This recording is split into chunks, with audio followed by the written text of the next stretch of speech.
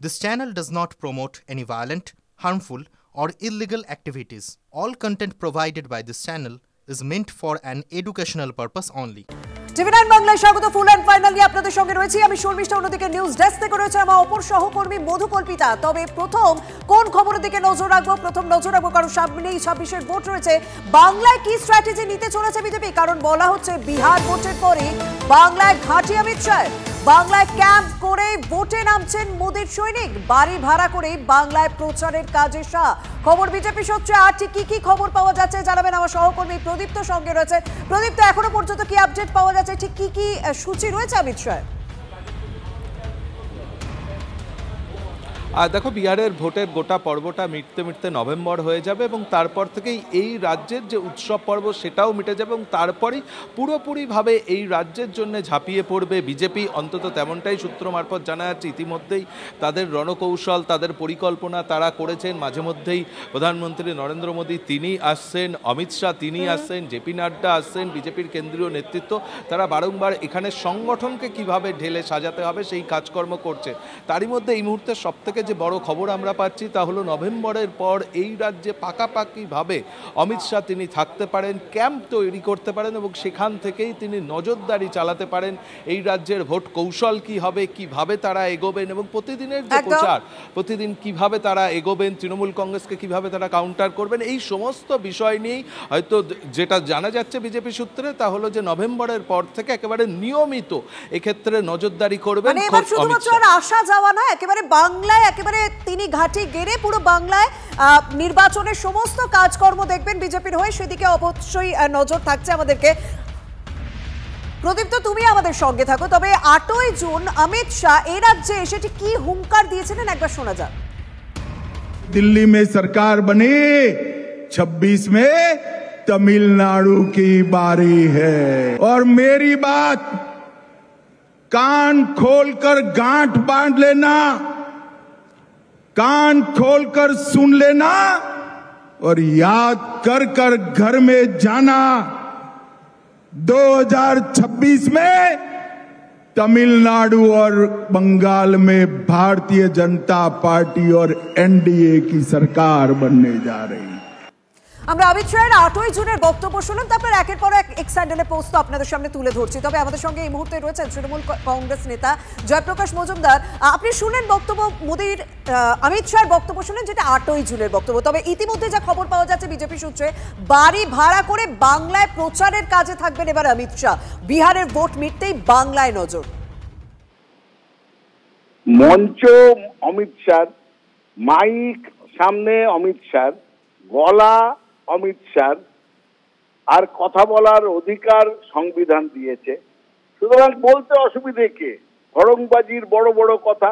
এ তো গত 6-7-8 বছর ধরে এক বক্তব্য শুনে যাচ্ছি, इस बार बीजेपी सरकार गांठ बांध लेना, याद रखना, इस बार बीजेपी सरकार। আরে অনেকবার তো হয়ে গেল, একটু তো লজ্জা শরম থাকার কথা। বারবার বলে হেরে যাচ্ছ, এবারও হারবে সামনের দিনে। আর একটা কথা বলি, 5 তারা হোটেল ভাড়া করেছিলেন, তার বদলে বাড়ি ভাড়া করবেন আর থাকবেন, তাতে কি এসে গেল? ঘটনাটা হচ্ছে সংগঠন থাকা চাইতো। ঘর ঘর জানা বলছে, ঘর ঘর যাকে বার্তা পৌঁছনা। আরে ঘরে ঘরে যাবে কে? বিজেপি সংগঠনটা কোথায়? আর শ্রমিক একটা কথা বললে শুভেন্দু তার বিপরীত কথা বলবে। সংগঠন নেই, নেতৃত্ব নেই, নেতৃত্বের মধ্যে বোঝাপড়া নেই, নীতি নেই, বাংলার প্রতি প্রেম নেই। সুতরাং এদের দিয়ে কোনো দিন বিজেপি অদূর ভবিষ্যতে 20 বছর 40 বছর স্বাভাবিকভাবে আমরা জয়প্রকাশ মজুমদার তৃণমূল কংগ্রেস নেতা, তার রিয়াকশন আপনাদের শোনাচ্ছিলাম। আমার সঙ্গে রয়েছেন বিজেপির প্রাক্তন রাজ্য সভাপতি দিলীপ ঘোষ। দিলীপ, আপনি বক্তব্য শুনলেন, জয়প্রকাশ মজুমদারের রিয়াকশন শুনলেন অমিত শাহের এই বাংলায় ভারী ভাড়া করে প্রচার নিয়ে, আপনার কি প্রতিক্রিয়া? দেখুন, গতবারে তো অর্ধেকটা হয়ে গেছে যতটা আমাদের দরকার, বাকি এবারে অর্ধেকটা করবো। আমাদের সর্বভারতীয় পার্টি আর সর্বভারতীয় নেতারাই আসবেন, প্রচার করবেন, আর এখানকার লক্ষ লক্ষ কর্মী তাদের সঙ্গে থাকবেন। জয়প্রকাশ বাবু তো সবে টিএমসিতে গেছেন, তার নেতাদের জিজ্ঞেস করুন ত্রিপুরায় তারা কত টাকা খরচা করেছেন, গোয়াতে কত টাকা খরচা করেছেন। তারা ডেলি ভ্যাকেন্সি করেন না, এখান থেকে বাসে করে লোক নিয়ে গিয়ে সভা করতেন ত্রিপুরায়, আমি দেখেছি। বহুতই লোক ভালো করে প্যাকিং করে পাঠিয়েছে। অতএব বড় কথা না বলেন, এবারে এই যেটুকু জমিদারি আছে না, টিম করছে, 26-এ সেটা গুটিয়ে যাবে। ধন্যবাদ। আর ভোটের আগে এবারে তৃণমূল থেকে শুরু করে পুলিশ এবং সিভিকদের কার্যত এক হাত নিলেন নতুন রাজ্য সভাপতি শ্রমিক ভট্টাচার্য। দায়িত্বে আসার পর তার হুঁশিয়ারি, ভোটের ফল প্রকাশের পর গণপিটুনির হুঁশিয়ারি দিয়ে রাজ্যপালকে দায়িত্ব মনে করালেন বিজেপির নতুন রাজ্য সভাপতি। আরও একবার জানাই, ভোটের আগে এবারে তৃণমূল, পুলিশ এবং সিভিকের একাংশকে হুঁশিয়ারি শ্রমিক ভট্টাচার্যর। ভোটের ফল প্রকাশের পর গণপিটুনির হুঁশিয়ারি দিয়ে রাজ্যপালকে দায়িত্ব মনে করালেন বিজেপির নতুন রাজ্য সভাপতি। স্বচ্ছ ভোটার তালিকার মধ্যে দিয়ে পশ্চিমবঙ্গে অবাধ এবং শান্তিপূর্ণ নির্বাচন করাটা নির্বাচন কমিশনের কাছে একটা চ্যালেঞ্জ।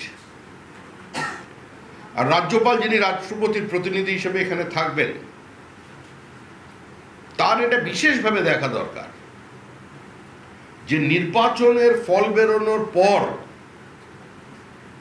যাতে তৃণমূল কংগ্রেসের যারা চিহ্নিত বোমাবাজ আছেন বা যারা চিহ্নিত পুলিশ অফিসার আছেন, যারা প্রমাণ লোপের কাজ করছেন, সিভিক ভলেন্টিয়ার্সের যে অংশ আছেন,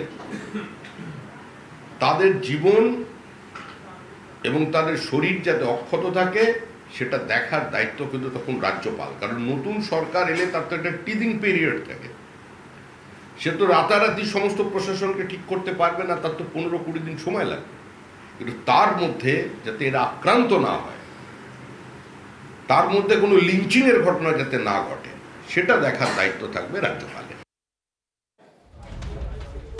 আপনাদের শোনালাম শ্রমিক ভট্টাচার্য তিনি ঠিক কি বলেছেন, কি হুঁশিয়ারি দিয়েছেন সেটা শোনালাম। আর এবারে এই বিষয় নিয়ে তৃণমূল মুখপাত্র অরূপ চক্রবর্তী, তার কি বক্তব্য শোনাই আপনাদের। শ্রমিকবাবু অক্ষম অনুকরণ করার চেষ্টা করছেন দিলীপ ঘোষকে। বিজেপির পরিকল্পিত প্রোপাগান্ডা হচ্ছে মব লিঞ্চিংকে এন্ডোর্স করা। বিজেপি শাসিত রাজ্যগুলোতে গণপিটুনি, মব লিঞ্চিং এগুলোকে এন্ডোর্স করা হয়। তো শ্রমিকবাবু ভাবছেন পশ্চিমবঙ্গেও সেই জিনিস এন্ডোর্স করা হবে, কিন্তু পশ্চিমবঙ্গে তো বিজেপিকেই এন্ডোর্স করা হয় না। তার জন্য প্রতিবার আসে, বাংলার মানুষের কাছে গালে থাপ্পড় খায়, ফিরে যায়। শ্রমিকবাবু আগে দলের নিজের ইনফাইটিং থামাক, শ্রমিকবাবু আগে নিজের দলের মধ্যে লড়ে নেতা হোক, তারপর শ্রমিকবাবু বাংলা নিয়ে বড় বড় ডায়লগ দেবে। এই বাংলা চিরকাল শান্তি সহাবস্থানের বাংলা। এই বাংলায় যারা গণপিটুনির কথা বলছেন, লোককে মারার কথা বলছেন, পুলিশকে পেটানোর কথা বলছেন, এই বাংলা তাদের প্রত্যাখ্যান করেছে, আগেও আগামী দিনও প্রত্যাখ্যান করবে। শ্রমিকবাবু দিবাস্বপ্ন দেখছেন, নতুন সভাপতি হয়েছেন, ওনার ঘুম ভাঙলে পরে দেখবেন হাতে 30টা বিধায়কও আছে কিনা, বিধায়ক অপোজিশন পোস্টও থাকবে কিনা বিজেপি, সেটাই এখনো ফেলে যাবে। তৃণমূল মুখপাত্র তিনি কি বলছেন তার বক্তব্য আপনাদের শোনালাম, এবং এই বিষয় নিয়ে সুকান্ত মজুমদারের বক্তব্য শোনাবো। এর পাশাপাশি অধীর রঞ্জন চৌধুরী তিনি কি বলছেন তার কি বক্তব্য শোনাবো আপনাদের। দেখুন, আমাদের সভাপতি একটা কনসার্ন ব্যক্ত করেছেন, ভালো কথা, কারণ আমরা চাই যে বিরোধীরাও মান না খাক, কিন্তু জেলায় জেলায় গ্রামে গ্রামে তৃণমূল কংগ্রেসের নেতাদের যে দৌরাত্ম্য, এই যে 21শে জুলাই বাস দিতে পারবেন না বলে কারো কাছে 77,000 টাকা চাঁদা চাওয়া হচ্ছে, এবং আমি আগের দিনই বলেছিলাম আপনাদের প্রেসের কাছে যে এটাই হবে, ফ্রিতে বাস দিতে বলা হবে। কিন্তু এটাই বাস্তবিকতা যে তৃণমূল কংগ্রেসের নেতারা নিজের নিজের এলাকায় প্রত্যেকেই এক একজন গব্বর হয়ে গেছে। এবার যারা এই গব্বরের অত্যাচারে ঠাকুরের মতো হাত হারিয়েছে, তারা তো জুতোই পেরেক লাগিয়ে অপেক্ষা করছে, যেদিন বেটাকে বাগে পাবো সেদিন গব্বরের মতো পিষে মারবো। কে জানে কে কি বলে না বলে। রাজ্যপাল আবার তো শাসক না, রাজ্যপাল ক্ষমতাকে পাল্টাক, তারপরে কি করবে তখন তারা দেখাবে। গাছে কাঁঠাল আর গোপে তেল মেরে তো লাভ